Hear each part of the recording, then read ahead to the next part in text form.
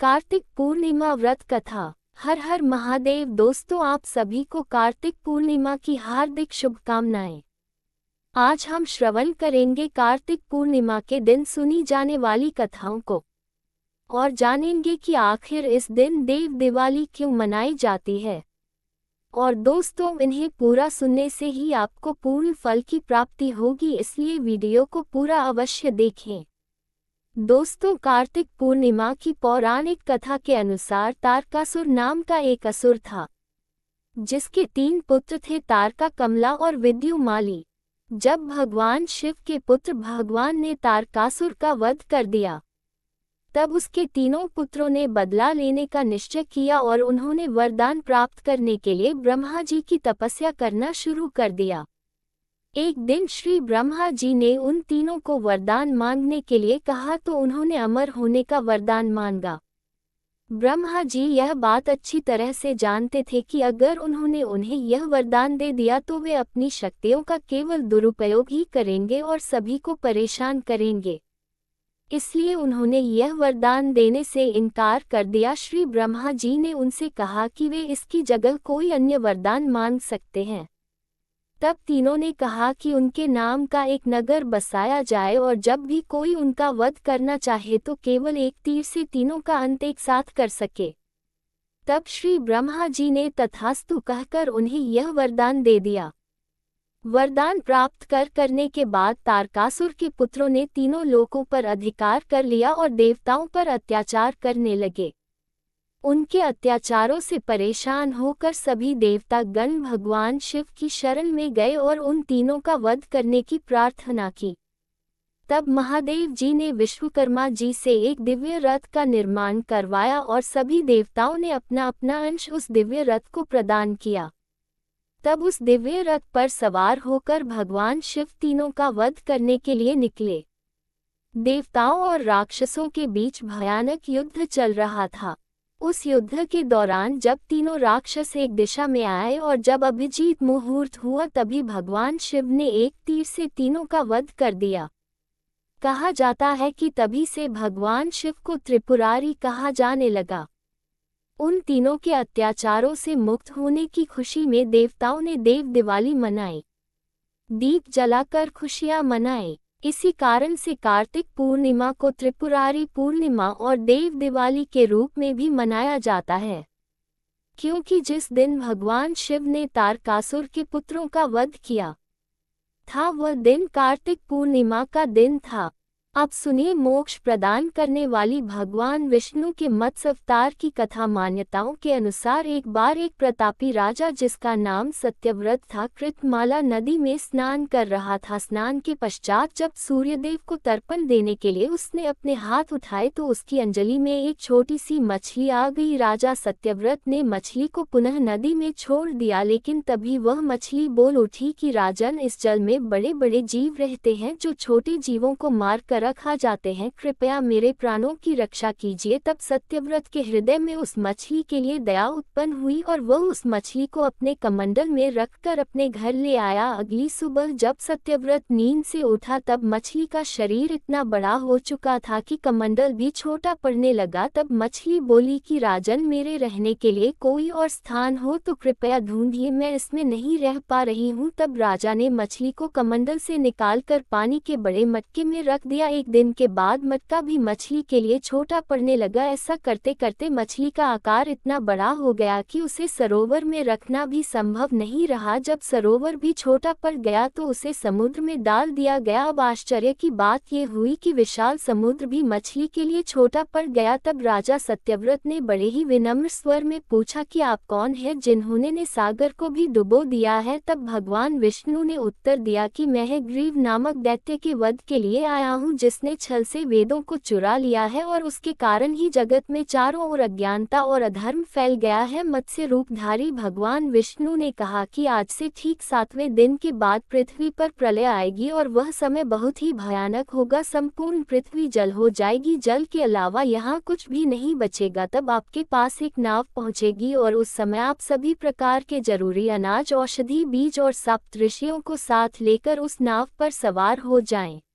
मैं उसी समय फिर आपसे मिलूंगा। राजा ने भगवान का यह आदेश स्वीकार कर लिया और 7वें दिन जब पृथ्वी पर प्रलय चक्र ने अपना आकार बढ़ाना शुरू किया और समुद्र सीमाओं को लांघ कर सबको जलमग्न करने लगा, तब उसी समय सत्यव्रत को एक नाव दिखाई दी। आदेश अनुसार सत्यव्रत ने नाव में सप्त ऋषियों को सम्मान पूर्वक चढ़ाया और साथ ही महत्वपूर्ण अनाज और औषधियों को भरकर सत्यव्रत भी उसी नाव पर सवार हो गया। सागर के वेग के कारण नाव अपने आप चलने लगी। चारों ओर जल के सिवा कुछ दिखाई ही नहीं दे रहा था। इसी बीच राजा सत्यव्रत को मत्स्य रूप में भगवान दिखे और भगवान से आत्मज्ञान पाकर राजा सत्यव्रत और सप्त ऋषि धन्य हो गए। जब समुद्र का प्रकोप शांत हुआ तब भगवान ने हयग्रीव का वध कर सभी वेद वापस छीन लिए और ब्रह्मा जी को वापस सौंप दिए। इस प्रकार भगवान विष्णु ने मत्स्य रूप धारण कर वेदों का उद्धार किया तथा प्राणियों का कल्याण किया। कार्तिक पूर्णिमा के दिन ही मणिकर्णिका घाट में स्नान भी किया जाता है। विश्व की प्राचीनतम नगरी काशी का मणिकर्णिका घाट सभी घाटों में सबसे महत्वपूर्ण है। पौराणिक मान्यताओं के अनुसार इस घाट पर स्नान करने से मोक्ष की प्राप्ति होती है। वहीं वैकुंठ चतुर्दशी के दिन मणिकर्णिका घाट पर स्नान करने से भगवान भोलेनाथ और भगवान विष्णु दोनों का ही आशीर्वाद प्राप्त होता है। पौराणिक मान्यताओं के अनुसार जब देवी सती अपने पति भगवान शिव का अपमान सहन नहीं कर पाए और अपने पिता के यज्ञ कुंड में कूद गई थी, तब भगवान शिव वहां प्रकट हुए और अग्नि में से देवी सती के शरीर को अपने हाथों में उठाए पूरे ब्रह्मांड में घूमने लगे। इस दौरान माता का कर्णफूल यानी कान की बाली इसी स्थान पर गिरी थी। तभी से यह घाट मणिकर्णिका घाट कहा जाने लगा। सबसे पहले भगवान विष्णु ने कार्तिक मास के शुक्ल पक्ष की वैकुंठ चतुर्दशी को मणिकर्णिका घाट पर स्नान किया था, तभी से यह पवित्र माना जाता है। वही 14 की रात्रि में तीसरे पहर के समय इस घाट पर स्नान करने से मोक्ष की प्राप्ति होती है। अब आइए श्रवण करते हैं पुण्य फल प्रदान करने वाली भगवान विष्णु और शिव जी की एक कथा का। एक बार की बात है जब भगवान विष्णु पृथ्वी पर भगवान भोलेनाथ की पूजा आराधना करने के लिए काशी आए, तब उन्होंने मणिकर्णिका घाट पर स्नान किया। स्नान के पश्चात भगवान विष्णु भगवान शिव का पूजन करने के लिए उन पर 1000 कमल के पुष्प अर्पित करने बैठे। तभी भगवान शिव ने श्री विष्णु जी की परीक्षा लेने के लिए एक कमल का पुष्प छुपा दिया। भगवान विष्णु को जब वह कमल का पुष्प नहीं दिखाई दिया, तब उन्होंने अपने नेत्र भगवान शिव को अर्पित करने के बारे में सोचा। जैसे ही वह अपना नेत्र शिव जी को अर्पित करने लगे, तभी भगवान भोलेनाथ वहां प्रकट हो गए। भोलेनाथ ने कहा कि पूरे संसार में उनसे बड़ा महादेव का भक्त कोई नहीं है। इस दिन जो भी व्यक्ति मणिकर्णिका घाट पर स्नान कर उनकी पूजा करेगा, उसके सभी कष्ट दूर होंगे और मृत्यु के पश्चात उसे मोक्ष की भी प्राप्ति होगी। इस प्रकार मणिकर्णिका घाट पर स्नान करने से मनुष्य के सभी पाप ताप नष्ट हो जाते हैं। इस घाट पर हिंदुओं का दाह संस्कार भी किया जाता है। ऐसी मान्यता है कि मणिकर्णिका घाट पर अंतिम संस्कार करने से सीधे स्वर्ग की प्राप्ति होती है और इसीलिए इसे मोक्ष प्रदान करने वाला घाट भी कहते हैं। अब आइए सुनते हैं पूर्णिमा व्रत की पौराणिक कथा, जिसे स्वयं भगवान श्री कृष्ण जी ने मैया यशोदा को सुनाया था, जिसे सुनने मात्र से सभी मनोकामनाएं पूरी होती है और घर में सुख समृद्धि बनी रहती है। द्वापर युग में एक समय की बात है कि यशोदा जी ने भगवान श्री कृष्ण से कहा, हे कृष्ण, तुम सारे संसार के उत्पन्न कर्ता पोषक तथा उसके संहार करता हो। आज कोई ऐसा व्रत मुझसे कहो जिसके करने से मृत्यु लोक में स्त्रियों को विधवा होने का भय ना रहे तथा यह व्रत सभी मनुष्यों की मनोकामनाएं पूर्ण करने वाला हो। श्री कृष्ण कहने लगे, हे माता, तुमने अति सुंदर प्रश्न किया है। मैं तुमसे ऐसे ही व्रत को सविस्तार कहता हूँ। सौभाग्य की प्राप्ति के लिए स्त्रियों को 32 पूर्ण मासियों का व्रत करना चाहिए। इस व्रत के करने से स्त्रियों को सौभाग्य संपत्ति मिलती है। यह व्रत अचल सौभाग्य देने वाला एवं भगवान शिव के प्रति मनुष्य मात्र की भक्ति को बढ़ाने वाला है। यशोदा जी कहने लगी, हे कृष्ण, सर्वप्रथम इस व्रत को मृत्यु लोक में किसने किया था, इसके विषय में विस्तार पूर्वक मुझसे कहो। श्री कृष्ण जी कहने लगे कि इस भूमंडल पर एक अत्यंत प्रसिद्ध राजा चंद्रहास से पात अनेक प्रकार के रत्नों से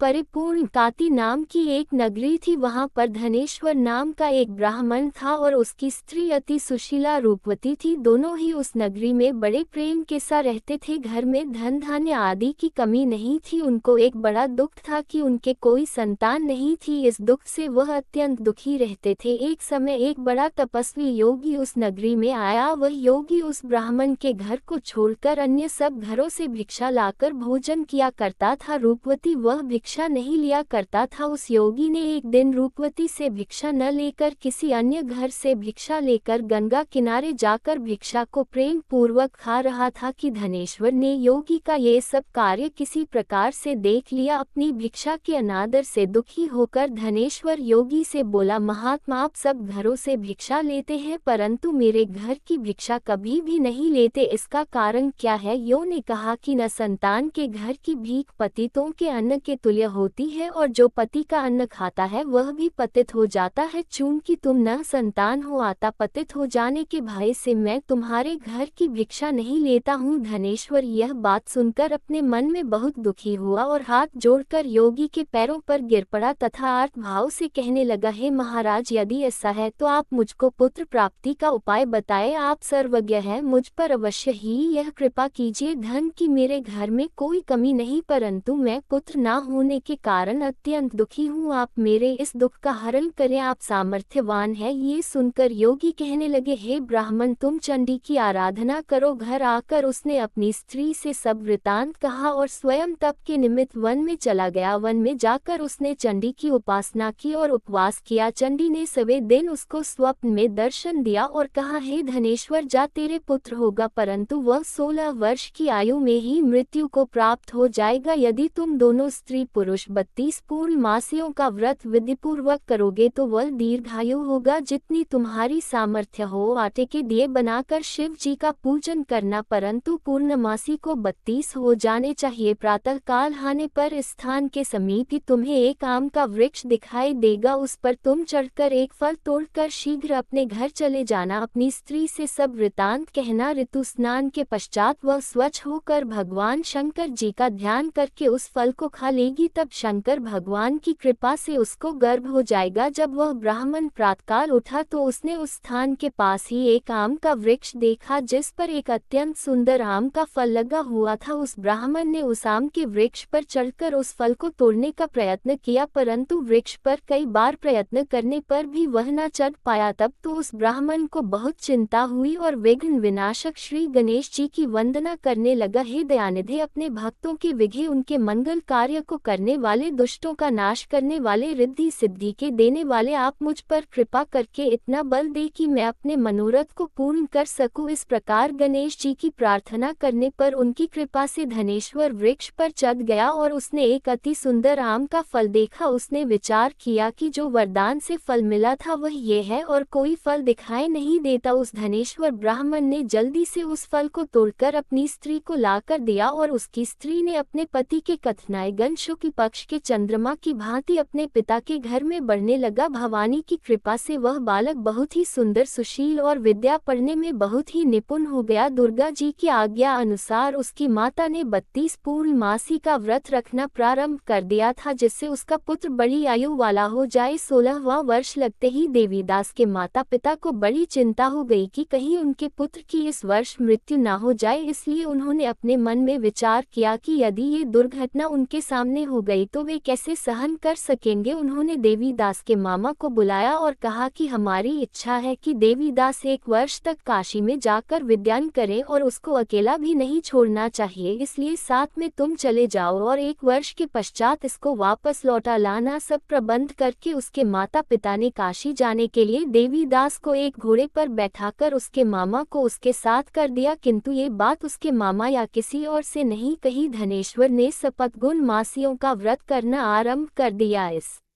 प्रकार बराबर 32 पूर्णमासी का व्रत पूरा किया। कुछ समय पश्चात एक दिन वह दोनों मामा और भांजा मार्ग में रात्रि बिताने के लिए किसी गांव में ठहरे हुए थे। उस दिन उस गांव में एक ब्राह्मण की अत्यंत सुंदरी, सुशीला, विदुषी और गुणवती कन्या का विवाह होने वाला था। जिस धर्मशाला के अंदर वह और उसकी बारात ठहरी हुई थी, उसी धर्मशाला में देवीदास और उसके मामा भी ठहरे हुए थे। संयोगवश कन्या को तेल आदि चढ़ाकर मंडप आदि का कृत्य किया गया तो लग्न के समय वर को धनुर्वात हो गया। तत्पश्चात वर के पिता ने अपने कुटुंब से परामर्श करके निश्चय किया कि ये देवीदास मेरे पुत्र जैसा ही सुंदर है, मैं इसके साथ ही लग्न करा दूं और बाद में विवाह के अन्य कार्य मेरे लड़के के साथ हो जाएंगे। ऐसा सोचकर वह देवीदास के मामा से जाकर बोला कि तुम थोड़ी देर के लिए अपने भांजे को हमें दे दो, जिससे विवाह के लग्न का सब कृत्य सुचारू रूप से हो सके। तब उसका मामा कहने लगा कि जो कुछ भी मधुपक आदि कन्यादान के समय वर को मिले वह सब हमें दे दिया जाए तो मेरा भांजा इस बारात का दूल्हा बन जाएगा। ये बात वह के पिता के द्वारा स्वीकार कर लेने पर उसने अपना भांजा वह बनने को भेज दिया और उसके साथ सब विवाह कार्य रात्रि में विधिपूर्वक संपन्न हो गया। पत्नी के साथ वह भोजन ना कर सका और अपने मन में सोचने लगा कि ना जाने ये कैसी स्त्री होगी। वह एकांत में इसी सोच में गर्म श्वास छोड़ने लगा तथा उसकी आंखों में आंसू भी आ गए। तब वधू ने पूछा कि क्या बात है, आप इतने उदासीन व दुखी क्यों हो रहे हैं। तब उसने सब बातें जो वर के पिता व उसके मामा में हुई थी उसको बतला दी। तब कन्या कहने लगी कि यह ब्रह्मा विवाह के विपरीत हो कैसे सकता है। देव, ब्राह्मण और अग्नि के सामने मैंने आपको ही अपना पति बनाया है, इसलिए आप ही मेरे पति हैं, मैं आपकी ही पत्नी रहूंगी, किसी अन्य की कदापि नहीं। तब देवीदास ने कहा ऐसा मत करिए, क्योंकि मेरी आयु बहुत थोड़ी है, मेरे पश्चात आपकी क्या गति होगी। इन बातों को अच्छी तरह विचार लो। परंतु वह दृढ़ विचार वाली थी। वो बोली कि जो आपकी गति होगी वही मेरी गति होगी। हे स्वामी, आप उठिए और भोजन करिए, आप निश्चय ही भूखे होंगे। इसके बाद देवीदास और उसकी पत्नी दोनों ने भोजन किया तथा शेष रात्रि वे सोते रहे। प्रातःकाल देवीदास ने अपनी पत्नी को 3 नगों से जड़ी हुई एक अंगूठी दी, एक रुमाल दिया और बोला, हे प्रिय, इसे लो और संकेत समझकर स्थिर हो जाओ। मेरा मरण और जीवन जानने के लिए एक पुष्प वाटिका बना लो, उसमें सुगंधी वाली एक नव मल्लिका लगा लो, उसको प्रतिदिन जल से सिंचा करो और आनंद के साथ खेलो कूदो तथा उत्सव मनाओ। जिस समय और जिस दिन मेरा प्राण होगा ये फूल सूख जाएंगे और जब ये फिर हरे हो जाएं तो जान लेना कि मैं जीवित हूँ। ये बात निश्चय करके समझ लेना, इसमें कोई संशय नहीं है। ये समझाकर वह चला गया। प्रातःकाल होते ही वहां पर गाजे बाजे बजने लगे और जिस समय विवाह के कार्य समाप्त करने के लिए वर तथा सब बाराती मंडप में आए तो कन्या ने वर को भली प्रकार से देखकर अपने पिता से कहा कि यह मेरा पति नहीं है, मेरा पति वही है जिसके साथ रात्रि में मेरा पानी ग्रहण हुआ था, इसके साथ मेरा विवाह नहीं हुआ है। यदि यह वही है तो बताए कि मैंने इसको क्या दिया। मधुपक और कन्यादान के समय जो मैंने भूषण द इन्हें दिए थे उन्हें दिखाए तथा रात में मैंने क्या गुप्त बातें कही थी वह सब सुनाए। पिता ने उसके कथनाएगन लौट गई। भगवान श्री कृष्ण बोले, हे माता, इस प्रकार देवीदास काशी विद्या अध्ययन के लिए चला गया। जब कुछ समय बीत गया तो काल से प्रेरित होकर एक सर्प रात्रि के समय उसको डसने के लिए वहां पर आया। उस विषधर के प्रभाव से उसके शयन का स्थान चारों ओर से विष की ज्वाला से विषैला हो गया, परंतु व्रतराज के प्रभाव से उसको काटने ना पाया, क्योंकि पहले ही उसकी माता ने 32 पूर्णिमा का व्रत कर रखा था। इसके बाद मध्याह्न के समय स्वयं काल वहां पर आया और उसके शरीर से उसके प्राणों को निकालने का प्रयत्न करने लगा, जिससे वह मूर्छित होकर पृथ्वी पर गिर पड़ा। भगवान की कृपा से उसी समय पार्वती जी के साथ भगवान शंकर जी वहां पर आ गए। उसको मूर्छित दशा में देखकर पार्वती जी ने भगवान शंकर से प्रार्थना की कि हे महाराज, इस बालक की माता ने पहले 32 पूर्णिमा का व्रत किया था, जिसके प्रभाव से है भगवान आप इसको प्राण दान दे। भवानी के कहने पर भक्तवत्सल भगवान शिव जी ने उसको प्राण दान दे दिया। इस व्रत के प्रभाव से काल को भी पीछे हटना पड़ा और देवीदास स्वस्थ होकर बैठ गया। उधर उसकी स्त्री उसके काल की